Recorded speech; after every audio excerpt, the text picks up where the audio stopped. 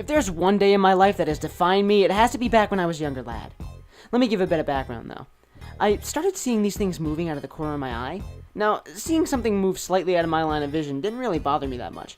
Even the noises while I was trying to sleep didn't throw me off that much. I mean, my upstairs neighbors are some of the weirdest people I've ever met.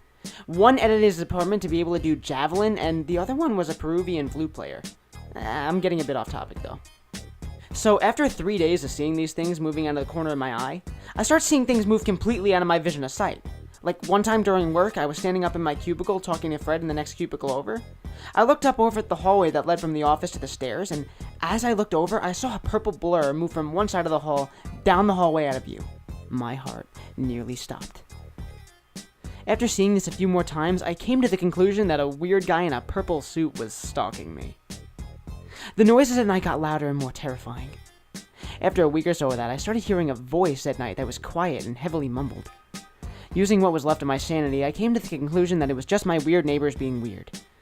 Until the second night of whispering. It said my name! In a strange voice in a location that couldn't be found, it said, Wally. It was faint, but after that, it just got louder and louder. After the 5th night of whispering, I went to my friend's house where some of my friends were going for a small party. My 5 nights of no sleep was obvious to my friends. They were worried about me, but I assured them that it was just some stress. I was trying to make myself sound less crazy than my friends already knew that I was. After a bit of drinking in our extreme D&D match, which I kicked ass at, I looked out the window. Standing there was that purple motherfucker who kept fucking with me. It wore a dark purple suit and had tons of dots on it. Though their colors I couldn't figure out. It wasn't his suit that caught my eye, it was his face. Or the lack of it. As I blinked, he was gone. I jumped off the couch in a panic. My friends were finally able to calm me down after a bit. I was able to fall asleep being that there was no noise tonight, not a creak, not a scratch or a whisper. Thank God. After waking up on my day off, I realized I needed some groceries. I walked down to the Walmart.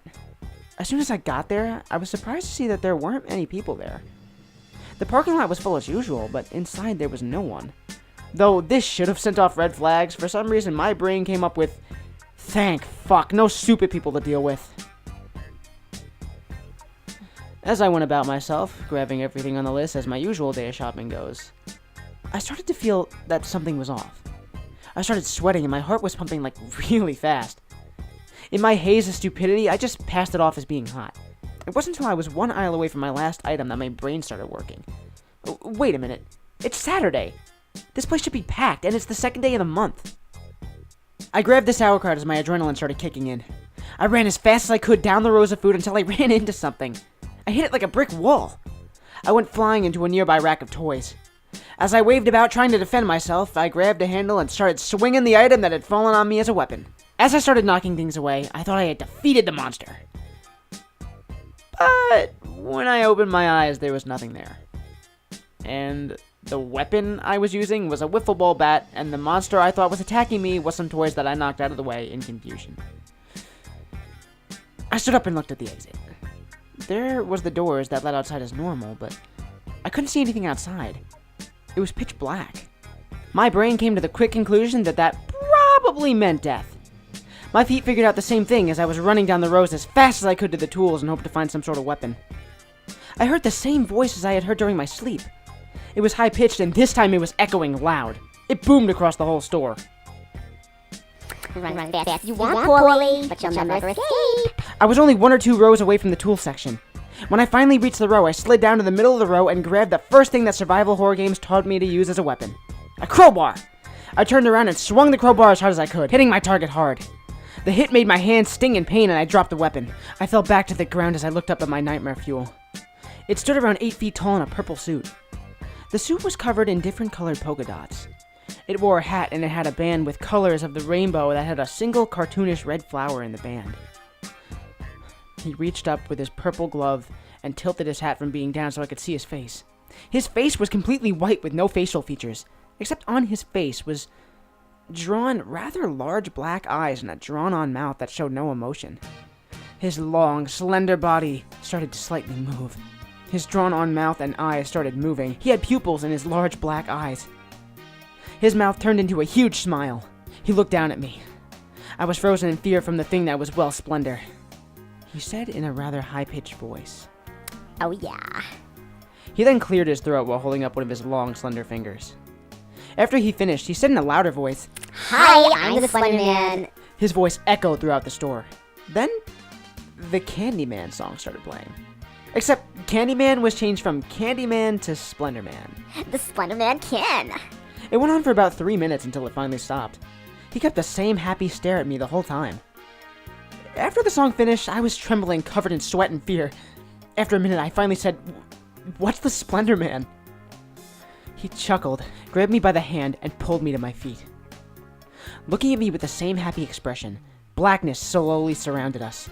All I could see was his face. His voice dropped low, and he said in almost a whisper. I'm your fears, your nightmares, and the darkest corners of the world. He then looked down at his hand. In his hand, he was holding a 4x4 card. He then muttered to himself. Pause for dramatic effect. Swinging his arms up and hitting me to the floor, he yelled in a high-pitched voice. I'm Splendor Man. Yay! His voice echoed about the store again. The Splendor Man song started playing again. Suddenly, I got a rush of courage. I stood up and I yelled, Stop! What, the music? Yes, Splendor Man, the music. You're not finding this funny? Not really. He suddenly looked really sad. Then he threw a taco at my face. I stumbled back and said, What the fuck? Splendor Man was laughing his ass off. He then put his ass back on, and I wiped away the taco and I yelled, Why the hell did you do that? Because it was random, and any 7th grade girl would tell you that that is the height of comedy. XD. He literally made that face. I'm not kidding. Actual texting face. He then finished his sentence with a twirl and then started eating a flying pancake hat. Just because some teenage girls find it funny doesn't actually make it funny. He then dropped his flying whatever the fuck, and then his face turned into a texting sad face. Like, there's no other way to describe it. It literally turned into a texting sad face. He then slapped me. My weak and fragile body fell to the floor. He burst out laughing.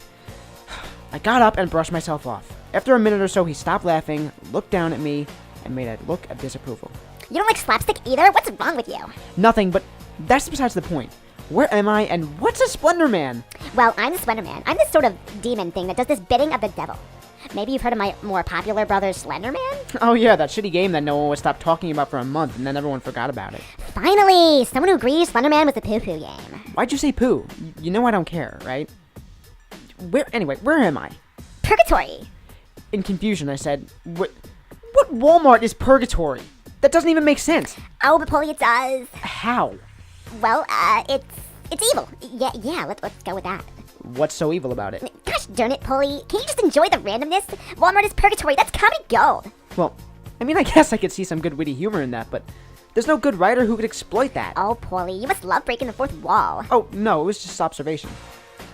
Then a loud booming voice echoed.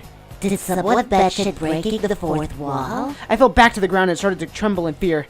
I then yelled, Who is that? You're dumb. That's the writer of this fair story. You ask too many questions and stutter too much. Yeah, I wrote him after all my fears of gay Slender Man and my social anxieties. Splendor Man replied, I am not gay, you donkey turd. As the Splendor Man fought with the author, I spaced out in his own little world. I thought about the situation. Why? Why was I here? Did I do something to piss off God? Maybe not believing in him, but that wouldn't be enough to upset him enough to stick me with this annoying gay Slender Man, right? I was awoken from my mind nap when Splendor Man picked me up by the throat. He mumbled, Let's get this over with. I choked out, What? Like I said, Polly, you asked too many questions. Now in a sadder voice. Splendor Man carried me all the way to the exit and dropped me onto the comfortable floor. Polly, you're deader than a metaphor that the author is too lazy to make. Completely shocked, I stuttered, No. Sorry, Paul, but you got hit by a bus on your way to Walmart. Ha! You became a statistic. But I can't be dead. Yes, you can, you idiot. Apparently you were so low on the totem pole that I had to do the job instead of my brothers. He then motioned for me to have some flying pancake hat. But I can't do a thing, Paulie. Splendor Man then slapped me. I can't, Paul. The booming voice then returned. Wait! I just realized we can't kill him off. What? Well, he's the one telling the story. It wouldn't make any sense. But this barely resolves it either. Yeah, I don't really know what to do with the plot, so You guys just wing it for a bit while I think this through. I was very happy about this. The fact that I was gonna live. I was smiling ear to ear. Splendor Man then exploded. No, must not swear. Must be kind and lovable. I just want to be random and loved. But no, my story gets hijacked by some donkey turd of an author. The author returned. Okay, I figured it out. What? Paul could be your proxy. Splendor Man then stood there with his mouth open and shocked. The author then started again. Well, it makes sense. Since this is pretty much a self-insert fanfic, I mean, it just made sense. But Splendor Man replied angrily. Do you want to be loved by random 7th grade girls? fine. Splendor Man said in a sad voice. I cut in. I get to live? Yeah, Paulie, you get to live. I was pretty damn happy. Splendor Man then gave me a face like this. You know, it was one of those weird, like, half-smile texting faces. You know, it doesn't matter. Splendor Man then snapped his fingers and we were on a rooftop overlooking the city. Will I get to learn how to do that? What? No, this is only for the people who like ransom. Oh, so that's how the British won World War II. What? Never mind. So what's the first job? Splendor Man pulled a laptop out of his pocket. He opened it to a website called Crappy Pasta. He then said, We have to protect this amazingly funny and smart pasta called Bloody Fruit Loops of Death from all these haters, especially this dirty birdie tytiger10. Wait, did you just make an obscure reference? Yeah, of course. Obscure references are hilarious. Not as much as slapstick or ransom, but you know, still pretty good. I was about to disagree when he slapped me and then burst into a long laugh. I got back up and he laughed for 20 good minutes. When he stopped, I said to him, obscure references aren't that funny because if people don't get them, they feel left out.